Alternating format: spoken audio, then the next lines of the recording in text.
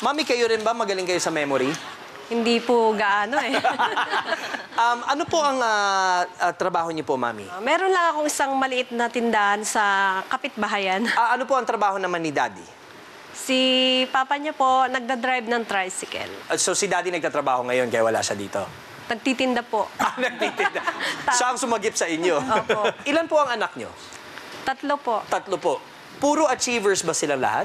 Yung kuya niya, Opo. graduate na po ng college, software engineer na ngayon. Wow.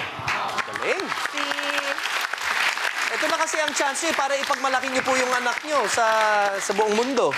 si ate niya naman po, grade 12 na ngayon sa State University sa PLB. Wow. And at the same time po, runway model.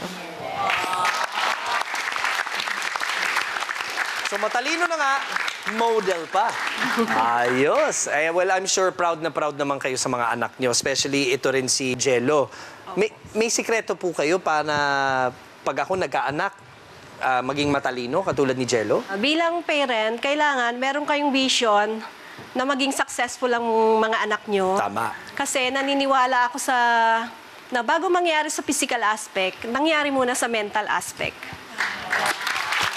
Ngayon alam na natin kung bakit matalino ang mga anak nyo. Dahil kayo rin naman po maganda po ang pagpapalaki nyo sa mga anak nyo. Watch the episodes and clips of Little Big Shots only here on ABS-CBN. Subscribe now to be updated weekly.